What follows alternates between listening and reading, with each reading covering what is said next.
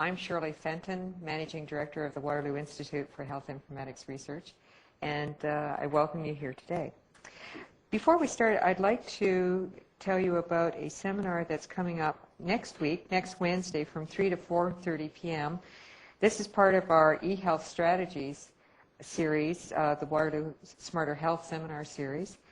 And Brian Forster will be speaking. He's from Ontario MD, the Chief Operating Officer there, and he's going to speak on engaging physicians in Ontario's eHealth vision. I think this will be a very interesting talk. I'm sure that we'll be interested to know what our doctors are doing in terms of eHealth and how Ontario MD is interacting in that area. It's our pleasure to have Alan Webb here today. He's from the School of Accountancy at the University of Waterloo. He's an associate professor and joined UW in 2000.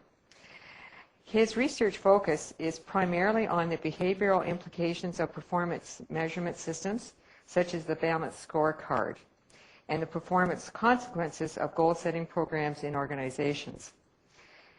Alan will be speaking today on the effects of the Balance Scorecard on managerial behavior, some evidence, and plenty of questions. So that sounds intriguing. So without any further ado, Alan, please give your presentation. Thanks. It's a pleasure to be here. When I got the invite, I said, well, I don't do my scorecard research or any of the related research I'm working on in a healthcare setting. I'm sort of stuck in the business world. So I warned them that that's kind of where I'd be coming from. And then I thought, well, maybe that's not a bad thing, because I can come along and talk about what accounting types are thinking about when they look at the scorecard and its implications either at the individual level for decision making or at the firm level in terms of performance. So I thought, why not come along and share some of the things we're interested in and see where we go with it. Because I know people like Ian McKillop, who I met several years ago, was doing scorecard-related research in a healthcare setting. In fact, scorecard research is all over the place. I was just looking yesterday at sort of the recent stuff that's being done. It's getting published in accounting journals and healthcare journals, information systems, operations research. I mean, you name it, it seems to be a fairly wide interest. And 10 years ago, when we first started hearing about scorecard from Kaplan and Norton, a lot of people thought this is a fad.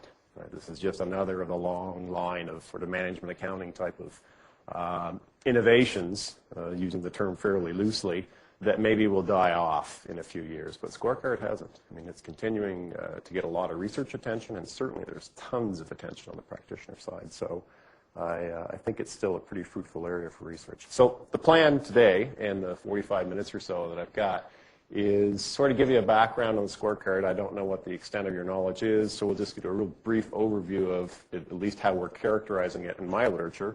Talk about the research questions that accounting types have been asking related to scorecard, and then I've got a couple of studies from my own program of research on Balanced Scorecard that I'll go through fairly quickly, just to give you a flavor for how we're doing our studies. We're behavioral based, so I'm using experiments to study it, scorecard implications, and then talk about some of the more current stuff I've got on the go as well. And sort of where accounting researchers are focusing now, because it's evolved, of course, as the thing is gained some momentum. So background of the scorecard, multi-measure system, mix of lead and lag performance metrics.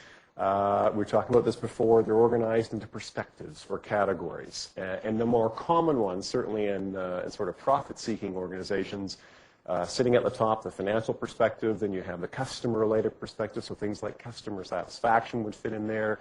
Internal business process is a category, so perhaps the number of product defects if you're thinking about a type of process measure or some sort of quality metric.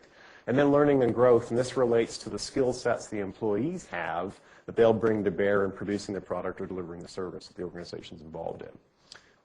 And the types of measures that are within those categories, of course, vary by organization. So there are some commonalities, but there's a lot of variation across companies. A big feature, causal linkages, right? We're trying to build a model that the third bullet point gets at that's connected to the strategy of the organization. Right? So there should be these inherent causal linkages among the measures contained in the scorecard. So what happens? Customer satisfaction can lead to repeat sales, which can lead to profitability down the road. For a public company, perhaps that leads to improvements in our share price, right? So you see this kind of causal map unfolding before you that's all linked back to the organization's strategy. That's the idea, at least, in terms of the way proponents, consultants, practitioners are characterizing the way a good scorecard ought to be built. It is a fairly widely adopted tool, at least in some form. This quote is from 2000. 40% of Fortune 1000 companies are using some type of scorecard. I just found a site this morning. The number's up to 50% now, so stay tuned because it's growing. In 2005, there was a survey done showing 50% of Fortune 1000 companies are playing with some type of this thing. And people, almost 10 years ago, textbook writers and practitioners and other academics, one of my colleagues in the School of Accountancy actually, were making statements like, this is one of the most significant developments in management accounting. And Tony's been around a long time, so when he says something like this, it's something that's taken note of. Lots of claims, of course, when you see a tool like this out there. And I'll warn you, these claims, for the most part, are being made by, sort of testimonials from satisfied users, from consultants who are trying to sell you on the merits of this thing. So as an academic, we kind of step back, of course, and say, well, maybe. But here are the claims. Great framework for implementing, communicating, monitoring strategy. Leads to better decision making, right? And who wouldn't want that in their organization? Compared to just using financial metrics alone, which, from the world I'm in, that was the bread and butter set of metrics for eons, was these financial metrics, return on equity, sales, the basic ones. And then, of course, if you're getting two, you're having managers leading or making better decisions, and of course, the firm's going to benefit as well. So it's all good. I mean, why wouldn't you want a scorecard? And certainly lots of companies have adopted some type of this thing. But plenty of very strong claims about the merits of this new tool. Okay, so given all that hubbub, not surprising that accounting researchers and other researchers have gotten involved in trying to hold this thing up to the light a little bit and see if some of these claims are in fact valid, and just interested in other aspects of the scorecard and how it does affect individual decision making and maybe firm performance too. One of the first studies published, and these are sort of the main categories of research, at least as I see it, one of the first studies published was by Marlis Leip out of Oklahoma, and Steve Salterio, who was here at the time when this study was published. And they actually looked at using the scorecard to evaluate the performance of a business unit manager. I thought that was kind of an odd place to start, but that's where they cut into this. And there really had been nothing published before this came along, or very little. And they decided to look at how do people use the scorecard to evaluate the performance of a manager, which I thought was kind of neat. And we'll talk more about that in a few minutes. Another stream of research says, okay, let's look at it, though, from the perspective of the person using the scorecard to manage their business unit. How does it help? Does it help at all? What kind of benefits, what kind of consequences might we see? That's the second study I'll talk about today, relates to that category. And then, of course, the third one, if there are accounting researchers involved, you can bet eventually, this is the research question they're going to be asking, does it matter to firm performance? Right? And firm performance could be defined as stock price, it could be defined as profitability. A few studies, not many in this area, most of them are survey-based because it's hard to get archival data on who's using the scorecard. You've got to go ask them by way of a survey or a questionnaire. But a few studies have attempted to do that. And the results are kind of mixed. So far we're seeing the Hoke and James study showed it mattered, and the Ittner study showed it didn't. So jury's still out, but that's only two studies. Okay, so what I wanted to talk about then in terms of stuff I've been working on to give you a sense of how we're tackling these research questions and the specifics on what we find. First one is related to that first category of research when you're using the scorecard to evaluate the performance of a manager of a business unit. And how can we improve the usage of the scorecard to evaluate the performance of the business manager? Because, and I should credit my colleagues on this one, Teresa Libby across the street at Laurier, and Steve, who is at Queen's now and was at Waterloo when we started this study. This piece, or this study, was based on this 2000 publication that I mentioned by Steve and Marlis. And they had kind of a neat finding.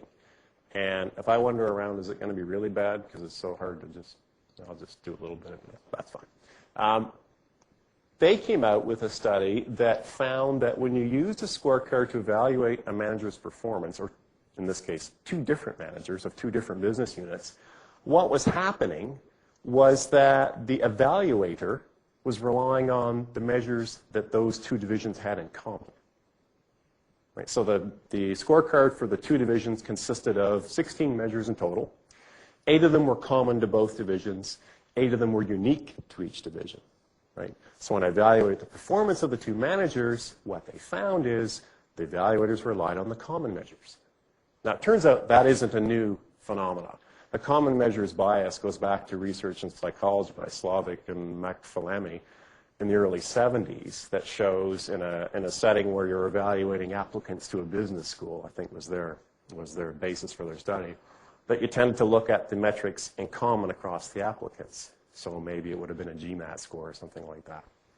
And so Steve and Marlos found that this sort of common measures bias applied in the scorecard setting.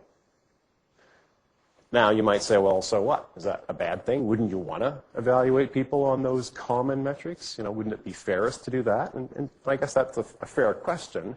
And the way they address it, or the way we address that in sort of furthering the study, was to say, well, I don't think you should ignore those unique measures entirely. The reason is that if you ignore them ex post when you're evaluating performance, you can bet that eventually the manager ex ante, when making decisions, will say, well, my evaluator doesn't care about this metric, so I'm not going to worry about managing performance on that. So it does get a little worrisome, and this is a long list of sites from literature saying, this is what's going to happen, folks, if you ignore these managers ex post. You're going to have ex ante effects in terms of decision making. On a more practical basis, and this I think we even latched onto more significantly, the whole idea with a scorecard is it should be composed of both unique measures that drive performance in an individual business unit and maybe common measures across all business units. But these unique measures are important. So if you're ignoring them, which can lead to this problem where they become ignored ex ante when managers are making decisions, it struck us as problematic. So we anchored to this 2000 study and said, how could we overcome this common measures bias in a scorecard setting? And without going into too much detail on the theoretical background on all this, there is a nice framework, again, based in accounting, but the evolution of Kennedy's framework came in a psychology, of course, because we're still thinking about how people make decisions and the biases that are involved and the issues that affect the quality of decisions. And what Kennedy suggested was, when you see biases in a decision-making context, 3 possibilities. Could be something to do with the effort. They're just not trying hard enough. So maybe in Marlos and Steve's study, it was just too hard to think about the consequences of those unique measures when evaluating performance. It's a whole lot easier just to do a mapping of the common. Compare performance of the measures across the 2 divisions they had in common, do the evaluation, done. So maybe cognitively, it was just easier to use the common measures. Second problem is, and this is what we thought might also apply to the findings of Leibniz-Alterio, perhaps there was some question as to the quality of the unique measures. I'm sitting there looking at 2 divisions. I've got 16 metrics in each division. 8 of them I have in common. 8 of them are unique to each division. Maybe just the fact that I've got these 8 measures in common makes me think they're more reliable or relevant to that decision's performance. Whereas the unique measures, I see them once in one division and a completely new set in the other division, that may lead to questions about the quality. Maybe. We're speculating, right? But there's a theoretical basis for saying if people do have quality concerns, they may rely on the metrics, in this case the common metrics, that they believe are more relevant or reliable. And then finally, it could be that they just didn't know enough about the scorecard to recognize the importance of the unique measures. Because remember, I went back to the practitioner literature and said, unique stuff's important in a scorecard setting. Those are the drivers of performance that we really want to tap into in a particular division or business unit. And maybe these folks in Marlos's and Steve's study just weren't cognizant of the importance of the unique measures. So what did we do? We decided that the most interesting place to cut in here was to think about the problem that they documented, the common measures bias, as related to 1 of 2 things. One was the effort story. So, as researchers, we make decisions, and we thought this one was plausible as a reason for finding people relying only on the common measures bias. So we said, how do we get them to exert more effort in the task? Well, what if we have some sort of accountability mechanism put in place? And here the accountability we're talking about is process accountability. We wanted them to justify how they made the evaluation decisions as they were looking at these two divisions. So we're going to create a similar task setting as the original study did. They'll evaluate two managers in separate divisions. But this time, some of our subjects, participants, are going to justify the performance evaluation decision. So they're going to go through all the data, all the case information. Before they write down what the performance evaluation score is, we ask them to document how you arrived at that decision. So this is process accountability. We're not asking them to justify the outcome, like the answer they gave on that performance evaluation scale. We want to know about your process. What did you think about? What kind of metrics did you use? So open-ended. You decide what you want to tell us. And why do we think this might help? Well, if it's an effort problem, we know from lots of prior research that accountability increases effort, increases the use of all available information. And if we get them to use the unique measures at all, that's a step forward compared to what Lipe and Saltario found, which is essentially they didn't use them at all. So any additional effort exerted on using the unique measures should help us. So long hypothesis statement about that, but bottom line, having some people justify their performance evaluation decision should increase the usage of all information, including the unique measures, which should reduce this common measures bias. Second thing we thought about that was most plausible of the possible reasons for the common measures bias was maybe they really didn't trust the relevance and reliability. And so here we said, well, how could we improve that? Remember, we had this story of they only see them once in each division, these unique measures. So maybe they were worried about relevance or reliability. Around the time we were doing this study, the Canadian Institute of Chartered Accountants was talking about providing assurance services in sort of non-traditional areas, such as related to performance measurement systems. And so we worked with some folks at the CICA in coming up with an assurance report that would be provided by, say, a public accounting firm that speaks directly to the relevance and reliability of the measures included in a balanced scorecard. So we were kind of slightly ahead of the curve here in terms of this wasn't even in existence. I'm not sure if it's been implemented yet if firms are providing this assurance-related service or this type, but they're talking about it. And so we were interested in seeing if you had this report in front of you that says audit firm ABC has attested to the reliability and the relevance of this particular set of metrics and some other description that talks about the standard procedures they use and et cetera, et cetera. But would that assurance increase the usage of the unique measures by increasing its perceived relevance and reliability? We thought that was kind of neat to take a crack at as well. We have a research question which kind of says, well, what happens when you put both of those interventions together, which I'll come back to later. It turns out it was a bit of an odd finding. But we were interested in seeing what happens when someone has to justify the evaluation decision, and they also receive the assurance report. You get sort of a double bang for your buck. Is there some sort of interaction or multiplicative effect? Okay, how did we do this? We had 227 graduate students from all over the country. Trying to get that number is tricky, but we, sort of 50 per cell of our experimental treatments. Reasonably experienced, about 6 years. Some with accounting and finance experience, not all. We didn't think a must-have. And we manipulated the factors in a 2x2. Very simple design, right? Two things we manipulated. Half of the subjects received an assurance report that said, we've attested to the relevance and reliability. So third-party assurance was either provided or it was not. And you either had to justify, half the subjects had to justify, by way of this little memo, how they arrived at their performance evaluation decision. And again, like Lipe and Saltario, they separately evaluated the performance of two managers from two separate divisions. Right, so we replicated their basic design so that we could say, well, A, we want to show that bias still exists, and I'll come to that in a minute, and then we want to see whether our interventions are effective in reducing. We weren't so brave as to say eliminate, but we were hoping to at least reduce the bias.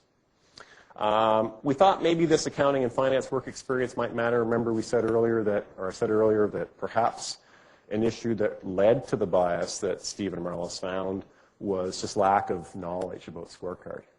So we thought, well, let's create some metrics, some control variable potential here for work experience related to accounting and finance, which is, we thought a reasonable proxy for how much expertise they might have with respect to a scorecard. And then we also thought that, and this was Teresa's idea, she was one of the co-authors, that maybe fairness is an issue. And I think I mentioned this earlier. Maybe you think, as an evaluator, it's just fairer to use the common measures than it is to try to pick off those unique measures and make sense of those. Right? If I'm trying to compare two divisions, what they have in common is the fairest thing to use. So we gathered some measures on fairness perceptions as they related to the information being used in the evaluation. I talked about this. We already have partial replication of the basic or the original design. One of the divisions, Radware, performed better on the common measures than the other division, Workwear. The sum of performance versus the target across all metrics, common and unique, was the same for both divisions. So what that allowed us to do is say, if they rate Radware higher than Workwear, they're relying on the common measures. Because when you add up the performance versus target across all measures, all 16, 8 common, 8 unique, each division, performance is roughly the same within a tenth of a percentage point.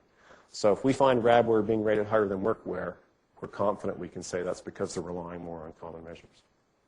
And of course, the positive difference is going to tell us we have a common measures bias. I won't go into too much detail here just to keep things moving along, but it was important, these first two points in particular, that our subjects noticed that we had different performance metrics in each division. It kind of defeats our purpose if they didn't even notice there were unique measures. And they also said, yeah, that's okay to have unique measures because the strategies were described as being different for those two divisions, which is important. That's why you'd have unique measures, because there were differences in the strategic objectives. And they said, yeah, that's appropriate. So we wanted to rule out the possibility that they said, no, you shouldn't have unique measures because those divisions are so similar in terms of their strategic goals that those are bad metrics if they're unique. They should all be the same, so that wasn't a problem. And importantly as well, we did a post-task questionnaire that asked about the relevance and reliability of the measures. And for us, the good news was the folks we gave the assurance report rated the relevance reliability significantly higher than folks who did not have the assurance report. So that was good, we thought. Simple design, so simple presentation of results. This is our base case, no intervention, top left. And so the difference between the Radware and Workwear performance evaluations was about 6 at 0.2. Positive difference says they were relying more on the common measures than they were on the unique measures. We wanted that to get smaller in those other 3 cells, and it did. So the smallest difference between Radware and Workwear evaluations was over here when we required them to have this written justification, right, top right. But we also got some action in the other cells where we had the assurance report provided or we had both interventions in play. So reasonably good news there. The pattern of these descriptive results suggests that we were somewhat successful. Isn't it funny that bottom right is large? Yeah, it is. It is very. We've not come up with an explanation. The reviewers thought it was funny as well.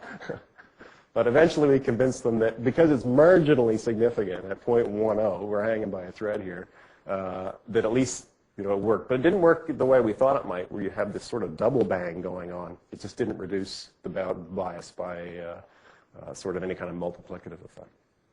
But our first 2 hypotheses were supported. Right direction, significant, which was acceptable at the 0.05 level, which was good. And so we had some confidence that either requiring them to justify or providing the assurance report worked. And that's what we set out to see.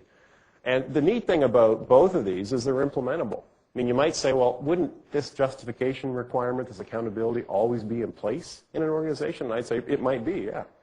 But what we're demonstrating is that if it is there, and if that's a routine part of an evaluation process, then that suggests we don't have to worry as much about the common measures bias as the original study suggests might be the case. Right? So if this is indeed a feature of the real setting in which scorecards are being used, that's kind of good news. It does reduce the tendency to rely on just the common metrics. So, and this one, the second one, we said, well, that's good too, because although these reports aren't currently being done, the profession's leaning that way.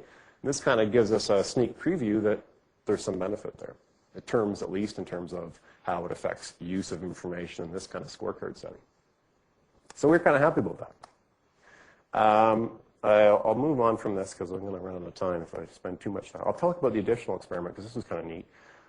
One of the reviewers told us, well, how do you know whether it's relevance or reliability that matters?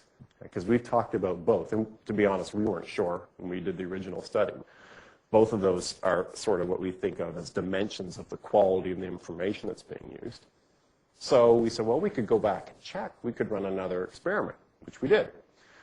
Base case again, no justification required, no assurance report provided. So we expect to see a common measures bias, and we did. But this time with the assurance report, all we talked about was reliability. So we removed all references to relevance. And we still see a reduction in the common measures bias, even when we're just talking about the reliability of the data and not its relevance to the organization's strategy. Now, I know you may be thinking, well, why didn't you do another study where you just talked about relevance and left out reliability? We thought about that, but since the reviewer was saying, just focus on this reliability thing, we did what was requested, but obviously you could extend it one more step and think about the impact of just relevance statements alone. Okay, so better wrap this one up because I got one more to talk about. We think it is kind of a useful finding, certainly on the dimension of the justification requirement. If nothing else, it says, hey, if you're doing that in an organization, that's got some positive benefits if you're using a scorecard to evaluate performance, because it seems to lead to increased use of all the metrics available, and in particularly those important unique measures, if you buy the story that we're trying to sell that the unique measures are important. And then the second piece was on the assurance report where we're saying, well, we think that's kind of cool too because it shows that just this third-party assessment of relevance and reliability, or just reliability, seems to matter as well. And there's a lot of talk in the literature about the quality of the data in a balanced scorecard. And I think offering that there would be concerns, because some of these measures are subjective, they're interview-based, they're focus group-based, so it would be natural to have some concerns about the quality of the data, how much noise is there in these metrics. And so if we have some assurance that says, yeah, they're relevant and, importantly, they're reliable, that may be a good thing. It seems to, at least in our experimental setting, it had an impact. Okay, that was study one. Study two, just me on this one, so I'm totally to blame for all its flaws. I wanted to look at the story from the perspective of the person using the scorecard. Right? So that was that second category of research, which is picking up a little momentum. Because to me, this is an interesting piece of the puzzle, too. How or what is the effect of the scorecard on the people using it? Now, I've used a different term here. I had additionally inserted another one that's, i.e., this is balanced scorecard again. It's described in a variety of ways in our literature. This is the broadest definition, strategic performance measurement system. Right? Because there are some who think just calling it balanced scorecard is too practitioner-like. Let's talk about it more broadly in terms of what it's really representing conceptually. But it's the same thing in terms of what I'm really interested in. Multi-measure system, lead-lag measures, etc. Now, I focused on goal commitment, and I was interested in sorting out, does providing the scorecard to individuals affect their willingness to commit to goals within their business unit? Because we're talking about a multi-metric system which usually has performance targets or goals, depending on the literature you're coming from. They mean the same thing. I'm using the term goals throughout, but synonymous with targets. So we're seeing the use of these goals attached to the metrics. Fine. Big literature in psychology that says, boy, if you're going to use goals in any setting, people better be committed to them, especially when they're difficult goals, or you're not going to get any performance improvements whatsoever, or they're going to be minimal, right? So we know goal commitment's important. So I thought, okay, that's an interesting specific issue to focus on. And almost no studies on goal commitment in a multi-goal setting. And especially this multi-goal setting when you've got these causal relations among measures in play that, as I worked through the theoretical framework, I thought, yeah, this may just matter in a meaningful way in terms of the nature of the scorecard and how it would affect commitment to the goals contained in it. So without delving too deeply into the theory, but just to give you a real quick overview, goal commitments got sort of three big antecedents. I think I can kind of stuff, expectancy or self-efficacy, right? Do I believe I can achieve the goal that I've been assigned, that I've set for myself? Big positive association with your willingness to commit. All this is pretty intuitive, nothing really way out there. How attractive would it be to achieve the goal? Am I going to get a bonus? Right? Am I just going to feel good? There might be sort of more intrinsic reasons for thinking the goal is attractive. But this has been shown numerous times to be really influential in affecting commitment decisions. Usually you ratchet up attractiveness by providing some sort of incentive for achieving a goal, sort of bonus for goal attainment types scenarios. And then the final one, just your ability. And this also, you could draw another arrow, of course, between ability and self-efficacy or expectancy. But your ability, your assessment of how well can I tackle the tasks that I'm being asked to tackle, that, of course, affects goal commitment decisions. I go into long definitions of efficacy and attractiveness, which I won't get into here. I think I've given you enough of an overview already. So I focused on two things. I wanted to understand how a scorecard, an SPMS, might affect both commitment to financial goals and the non-financial goals, because both are present in the scorecard setting, as a rule. And this causal set of linkages, which we've already talked about a little bit, is inherent in what practitioners and others are saying is a good scorecard. Those cause-effect links should be strong. I should, as a manager, if I've got a good scorecard, I should look at these and say, yep, that's the roadmap to achieve financial performance.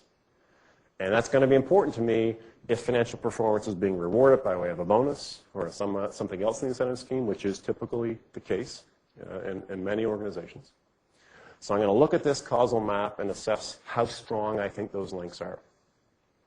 And there's a little bit of information from a field study in 2001 and a survey in 2002 that says, yeah, managers are actually saying that the information content, that set of measures that we give them in the scorecard, or even that they help develop, actually is quite relevant, they think, to task accomplishment. And it can actually increase their beliefs that, yeah, we can go out there and achieve the goals. Right, so a little bit of background or a little bit of evidence that says, yeah, I think I'm on the right track. So what I said was, well, what if I manipulate this? What if I manipulate the strength of these cause-effect linkages, this roadmap to financial performance? What would the implications be? Well, I would say the stronger those linkages, perceived at least, the stronger my belief I can achieve those financial goals, because the linkages represent the roadmap to get there, and therefore I should commit more to those financial goals. So again, a fairly logical sequence, I think, of consequences. So mediating kind of world, right? Cause effects, strength effects, financial goal commitment through its impact on self-efficacy. Okay, would it affect non-financial goal commitment too? Story gets a little bit weavy here, but I'll show you the diagram in a minute because I think it kind of clarifies at least. Well, I'm starting from this basis, or this maintained assumption, that I'm going to reward financial performance. In most organizations, there was a survey a few years back, large majority of companies do reward financial performance, among other things, but this is common. So my thinking was that if you're rewarding financial performance, if I've got a set of non-financial metrics that help me get there to this financial performance, i.e. a strong cause-effect world, those non-financial goals are going to be pretty attractive to achieve because indirectly they help me get to those financial goals or financial performance, which is rewarded. So even if I don't reward non-financial performance, I should see managers committing to them when they think those cause-effect linkages are strong, because those goals are going to be pretty attractive because they lead potentially to a financial payoff.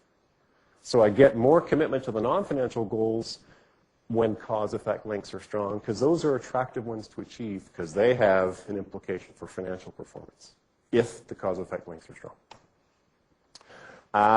Second part of the scorecard, or SPMS setting, that I thought was interesting to look at, still relates to the cause-effect structure, but now it relates specifically to can I achieve those non-financial goals?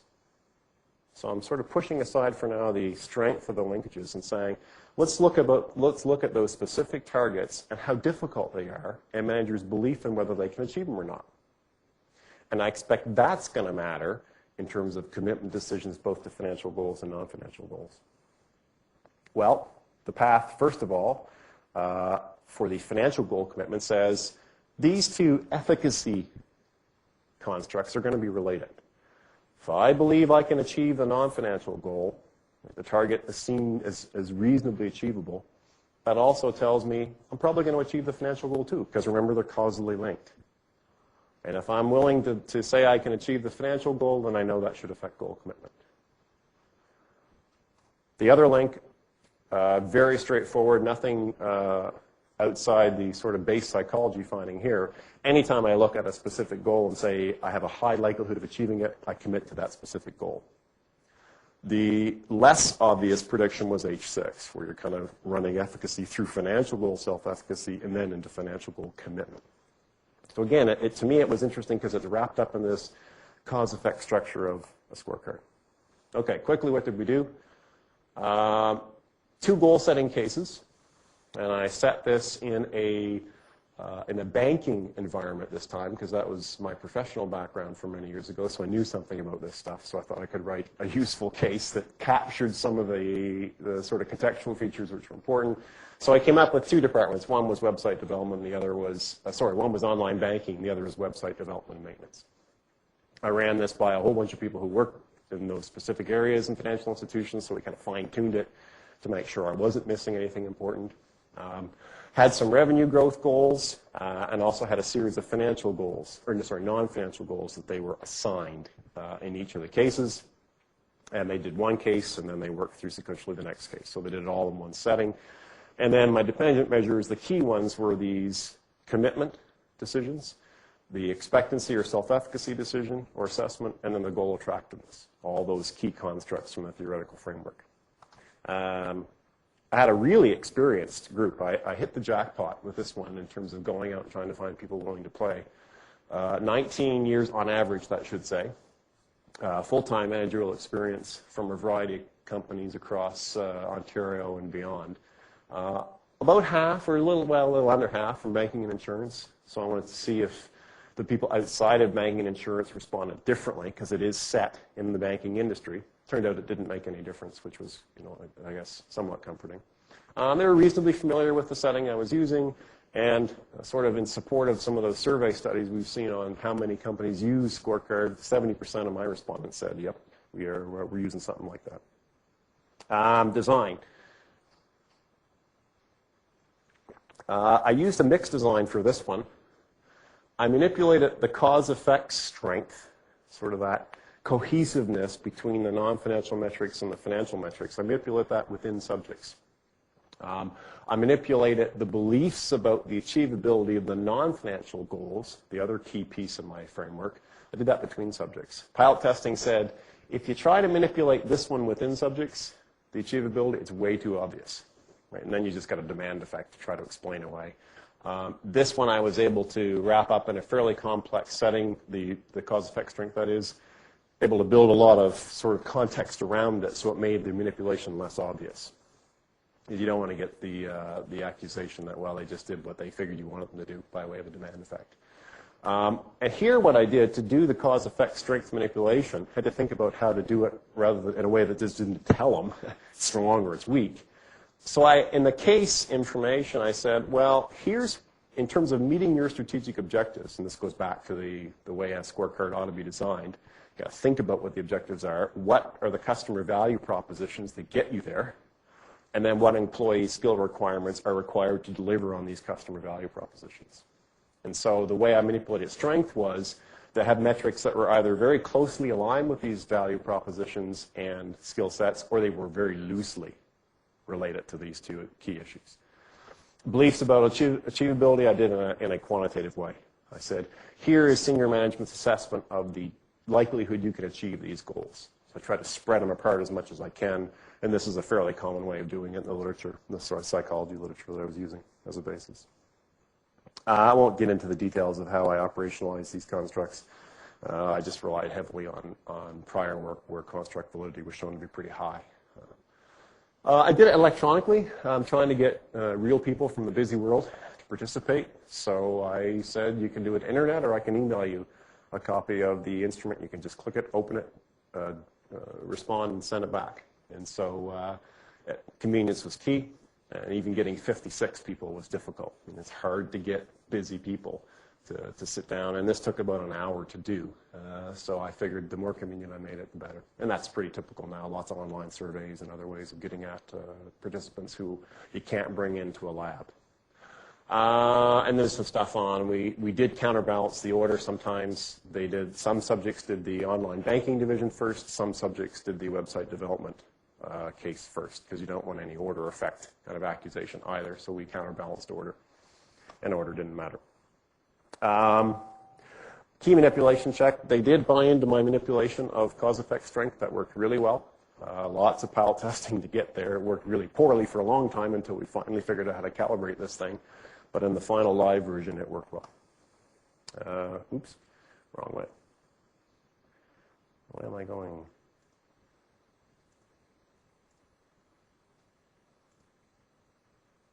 Good. Okay, key results, just to wrap this up. My prediction about how cause-effect link strength would affect financial goal commitment seemed to work fine. Completely mediated by these beliefs that I could achieve the financial goal. So significant effect of strength on financial goal self-efficacy, which in turn significantly impacted financial goal commitment. So those paths worked, and this is all done via regression analysis. And we did some stuff to check on the strength of the mediation effects. But in this case, financial goal self-efficacy completely mediates the effective strength on financial goal commitment. It was good. Also looked at the effect of these beliefs that I could achieve those non-financial goals and how influential that might be on financial goal commitment. Reasonably successful here too. Strong association between the two efficacy measures, which I thought should hold. And financial goal self-efficacy, of course, in turn affected the commitment to those financial goals. Also got a direct effect of the non-financial efficacy measure, belief I could achieve those non-financial targets on financial goal commitment. So partial mediation only. Then we turn to the non-financial goal commitment metrics, or dependent variable. Again, the cause-effect linked strength, it worked. As planned, it affects commitment through its effect on attractiveness. But we still have this lingering direct effect as well. So my mediating variable isn't explaining all of the story, and it's tough. That's a challenge to find a mediating variable that picks up everything. And so there's still more ovals to be drawn here is the takeaway. But at least the one I did draw in the middle does have some impact in terms of its mediating effects. And then the one that didn't work, which was, I thought, the slam dunk, easiest, most uninteresting part of the whole study, we didn't get anything, or I didn't get anything. No relation here between the belief in achieving that non-financial goal and your willingness to commit to it. So I was a little perplexed. Why does this keep going backwards? Let's do this. I then broke it down a little bit further and said, let's look at the world I've got drawn here or portrayed here separately in the strong cause-effect link versus weak cause-effect link conditions. I wanted to do an interaction term in my regressions, but I had so much trouble with multiclinearity that I defaulted to saying, okay, the heck with trying to bring the interaction term in directly in the model. Let's look at these two cause-effect link strength conditions separately and see what happens by way of these paths. When it's strong, the predicted paths worked. Right? So no worries there. This is the way I thought the world would look. Your belief in your ability to achieve that non-financial goal ultimately affects your commitment to the financial goal through my mediating variable. When that cause-effect strength is weak, it doesn't work. And this sort of made sense to me. Why would I care about these things, whether that goal is achievable or not, if it's not going to help me get to that financial goal? So when the perceived linkages were weak, this is where I am in the analysis, I don't look at this much. It doesn't influence my financial goal commitment decisions. I still think about this a lot. It's significant. But this financial goal efficacy isn't influenced by the non-financial beliefs, which I think made sense, at least to me. And then finally, trying to unravel the non-financial goal commitment piece. Same approach, look at the analysis separately within the cause-effect strength conditions. First, in the strong, everything that behaves as it should.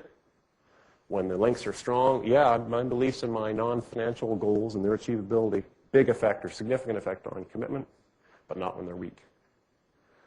So again, that's not a huge leap into the unknown or unreasonable. It's just that you attend to those non-financial goals a whole lot more when you think they're going to get you something by way of financial performance when those links are strong. First study that I knew of or know of that tried to tackle commitment decisions in a multi-goal setting. Vast majority of research, both in accounting and psychology, organizational behavior, has always looked at one goal and only one goal types of settings. And I think the contribution of this piece is you got to be careful when you've got multiple goals and they're causally related, because performing on X affects your ability to perform on Y.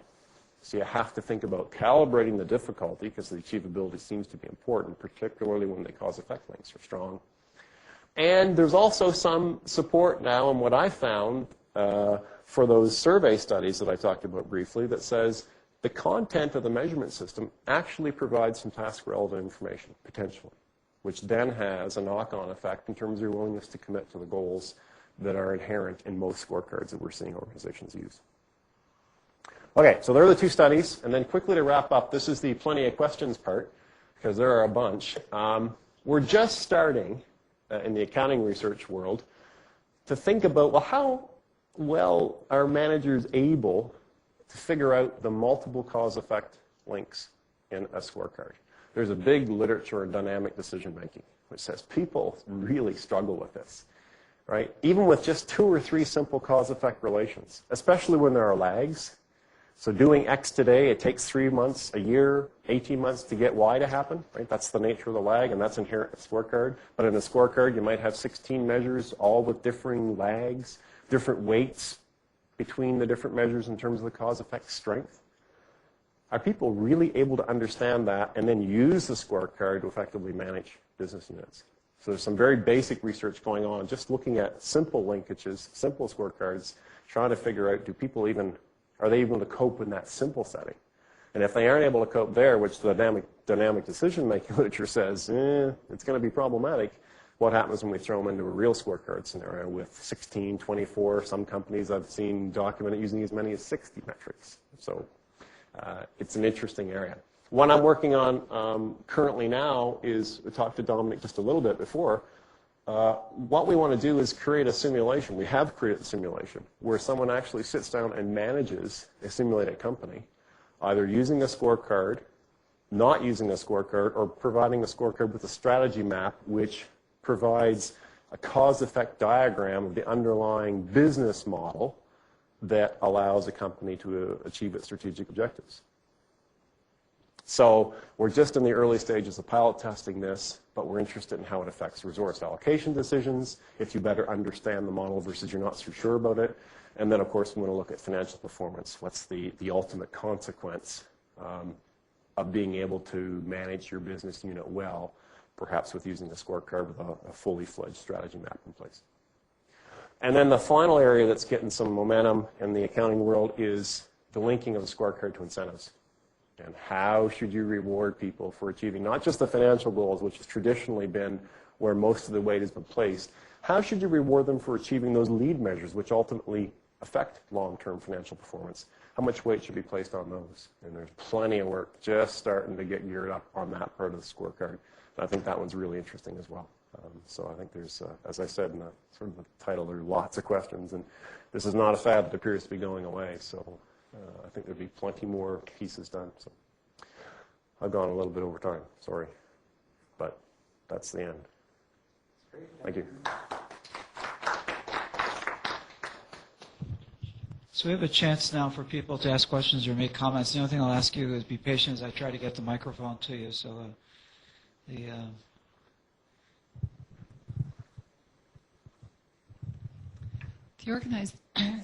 excuse me, The organizations that you were talking about were financial organizations, and I've seen this in KPMG, for example, accounting firms, banks, financial institutions.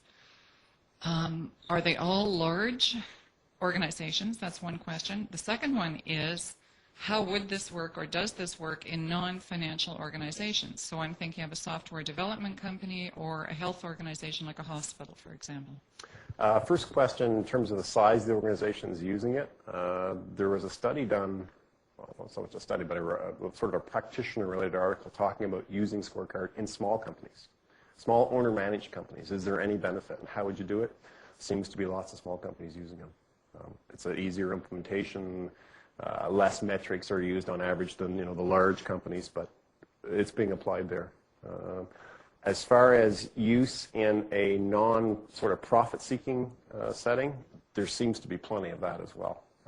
I was talking earlier with Dominic about looking at recent, sort of a recent literature review showing lots of the stuff getting published in healthcare. And I think it changes the perspectives. I'm not sure if you can apply the financial, customer-related, internal business process, learning and growth types of perspectives that profit-seeking companies do. But there seem to be lots of healthcare, government, and when I was in Alberta a few years ago, the city of Edmonton was using Scorecard. And their big goal was cost control. So sitting up in their financial perspective was a whole series of metrics related to controlling expenses. And underneath that were sort of non-financial metrics related to controlling expenses. So sitting at the top, it doesn't have to be profit. There can be other financial issues that are of concern. So yeah, I think it goes well beyond the sort of profit-oriented folks.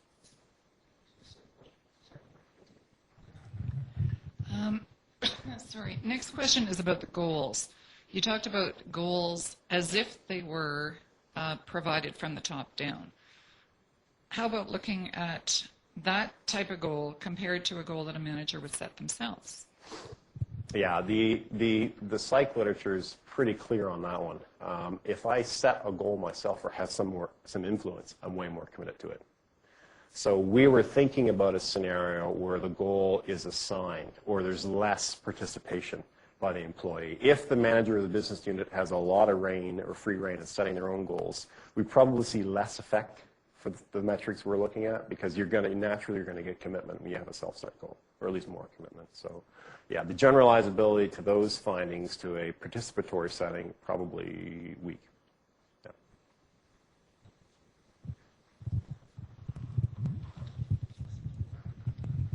I'm curious if you've got any comment about a result or an observation that I've made about some of the hospital report cards that they have in Ontario at the moment. And I noticed that year to year that there doesn't seem to be a lot of consistency with those hospitals that are perhaps ranked high or above average and those who are not. So I'm curious, you've given some examples of experiments that have been done with a sort of a temporal component that's very static. What have you noticed as far as longitudinal studies? Have you seen any that have been fairly compelling where you've seen some consistency? And I'm talking not on the firm level, but on an industry level. On an industry level, I have not seen any studies from my world that have looked at sort of the longitudinal aspect. The one thing I have seen at the firm level, I know this isn't directly related to the question, but there's a lot of evolution in the scorecard. The metrics change a lot from year to year. In fact, the field study that, well, it's not there now, but Molina and Salto that I'd cited, they tracked an organization over a 2 or 3 year period. And what they were seeing was a big switch in the content of the scorecard. And the reliance on any particular measure was changing from year to year, perhaps because of less faith or more faith on the particular reliability or data quality issues. So in terms of the measures that remained there were differences in how much reliance was placed on them in the evaluation scheme.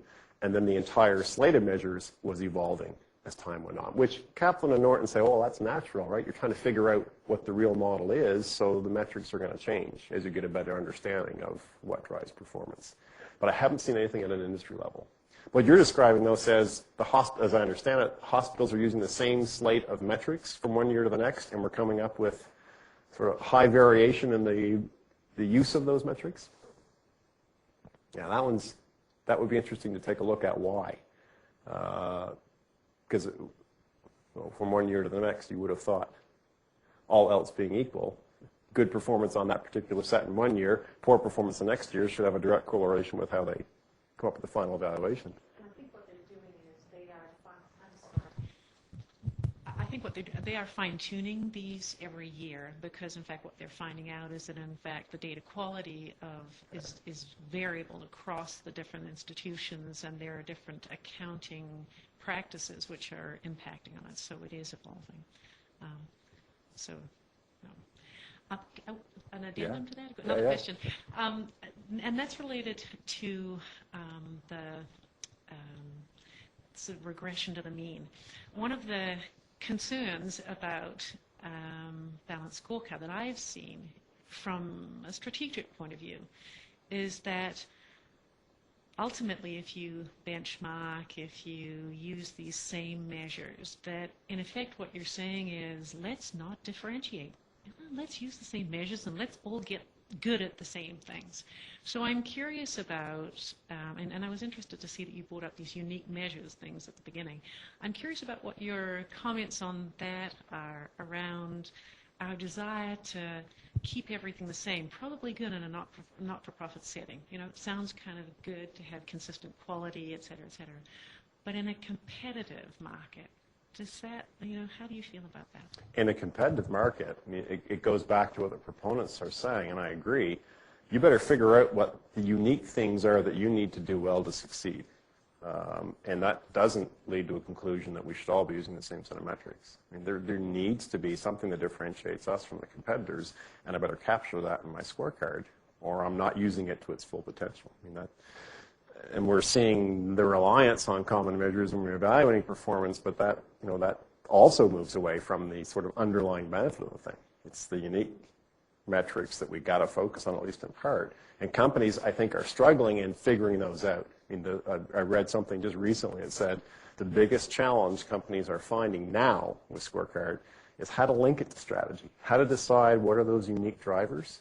Because I think probably the default is let's do what the other guys are doing, right? Rather than it's sort of herding behavior, rather than trying to understand what are the things in this organization that drive performance uniquely, or even within the organization across the business units. Trying to figure that out, that's the big challenge, trying to map that back to strategy. And this study suggests that companies that do that well, figure out their unique drivers of performance, are performing better and in some sort of financial sense than companies are just throwing together a collection of measures, which perhaps is more loosely based on, well, this is what my competitors seem to be measuring and reporting, so this is what we'll do too. So I think the unique piece of it, I mean, that's the guts of it to me. That's why it should work, is that you're capturing that piece of your performance model that truly allows you to succeed. At least that's the theory.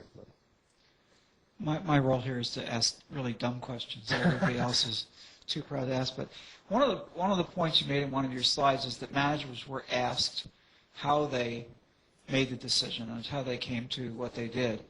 The evidence in the health informatics literature relates to clinical decision making. And when physicians were asked how they arrived at a certain diagnosis or a decision for therapy, they explained it. Then people did research and actually observed they're doing it. Having them speak out or otherwise record what they did was entirely different from what they had described. How does that fit into this? I mean, has there been an attempt like that to find out what they really do with it? How they make the decision? There hasn't been the latter point of that, no, not that I'm aware of, in terms of trying to get at how you would actually use this set of metrics versus what you say you did in coming up with the performance evaluation. I'm not aware of any study that's done that. Our guys and gals did respond in a way that suggested, at least, they were trying to use more of the metrics. So they were talking about, the ones who had done the justification, they were talking about using financial metrics and thinking about the importance and that type of thing. And they were saying the right things. Whether that's what they're actually doing, we can't tell. But at least the evidence on the other end of it, their actual evaluation says, well, it's sort of consistent with what their story is. Yeah, the evidence and usability, there's another set of studies where people were asked at the end of a software review experience or interaction, how did it go, and rated it reasonably highly, but when recorded during the interaction and they hit all the different knots and holes in the thing, they actually got quite upset That's one of our talks was addressed that.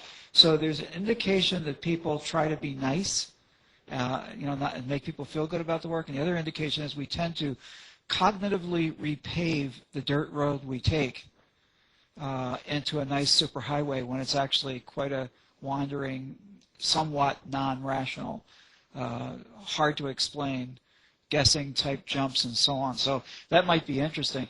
What's the evidence that balanced scorecard makes a difference to companies? I mean, the companies that use balanced scorecard versus companies that don't use it, or before-after studies. What's there?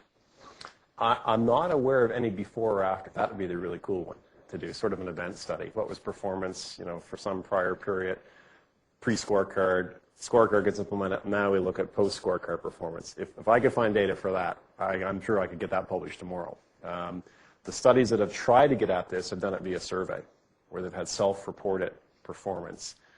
There's one from Australia, and they gathered all this data via survey, and then they compared those that said they were using scorecard to performance of those not, all within the same industry, so they're sort of trying to control industry effects. They showed companies that were using scorecard were more successful financially. I can't remember the exact metric they used, return on equity perhaps, something like that. But there might be a self-selection. Maybe more successful companies tend to use more current innovations or hot things like balanced scorecard. I mean, maybe they also used ABC and JIT and all those other great management accounting tools. So causality there is weak at best. The other study that Ittner and Larker did that I cited early on, they found it didn't matter. And they had, I can't remember the database, they somehow are able to get access to proprietary data. And in this data set, they had, it was within an industry again, it might have been, I'm going to guess automobile manufacturing, because that's one of the ones they've been successful getting hold of. They found no association between scorecard use and financial performance. And in fact, they actually took it to, they were able to do stock price. So this data set had public companies.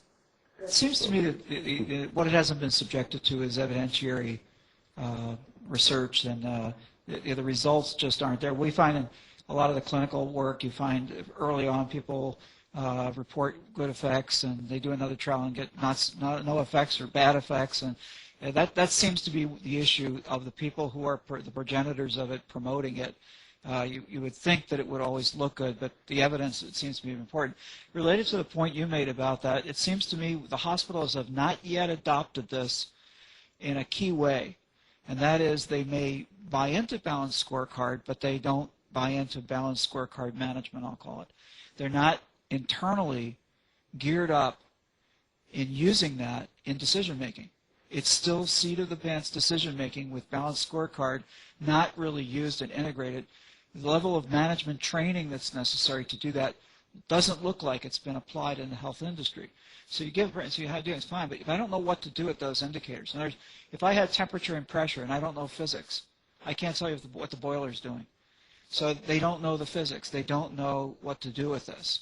And that may be an explanation on somewhat random effects, and you're looking at a measure that doesn't mean anything to them, so it can go any way, and they don't know what to do about it, how to interfere or get into it.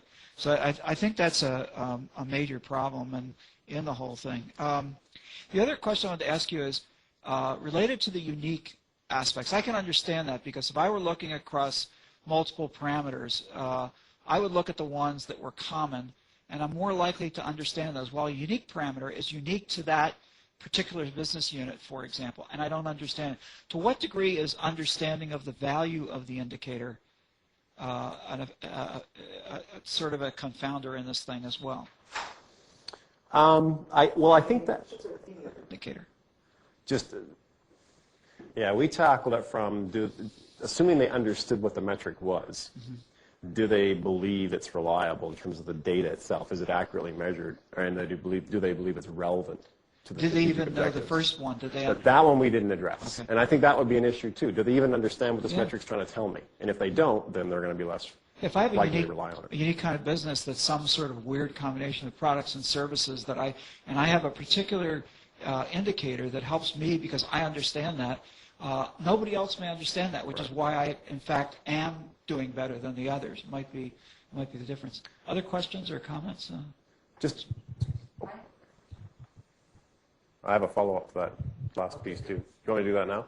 Well, the Molina and Celto field study, it was really interesting because they talked to division managers, they talked to some of the subordinates, and just sort of, what are your reactions to Scorecard and its usage and its implementation, et cetera, et cetera. And one of the things they were finding the subordinates was, oh, my manager's now saying this is our set of measures, and I don't know what some of these are for. The sort of the understanding issue. Right? This isn't the way we should be doing performance measurement, and this is confusing. And so getting at that kind of, if they don't clearly buy in, understand it in the first place, what's the metric trying to capture, and I guess is what we're doing the next steps, then they don't believe it's relevant or reliable, then you've got a problem. And that may lead to the high turnover measures that we see in organizations, because they're just trying to grasp what are we really trying to get here in terms of performance measurement.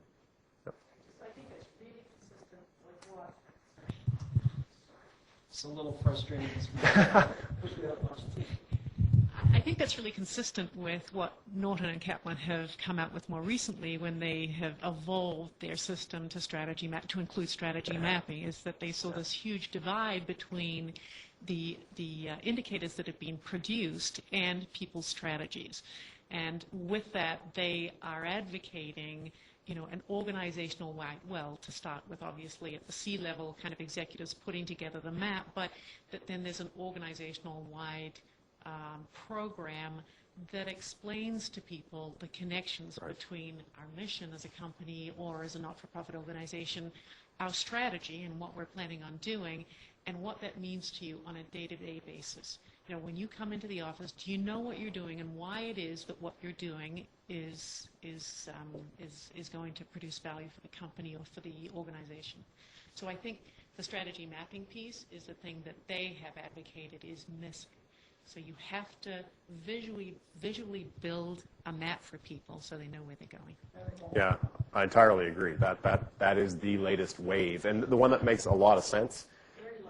The two big dots that got to be connected. Strategy on the one hand and the specific metrics that I'm going to use to evaluate, monitor, implement differences or changes. The piece in the middle is this big strategy map. See, I'd argue that you also need an operations map if you're going to use it. In other words, it's not just understanding the indicator, it's what do you do to improve it. That's what's killing a lot of people. Right. I've got this dial and I don't know why it's up or down. I have no idea, and I don't know what to do to move it into the region I want it. So you need also the intervention map. It's buried in people's heads, and it's not known to many of the people. The dials to turn to get these things to behave the way I ought to. What do you do? What do you turn down to get this to go up or whatever? And how strong, how hard do I have to turn that dial, right? And can I overshoot? And how long is it going to take from the time I turn the dial to getting the performance? All that. It's all part of the complexity.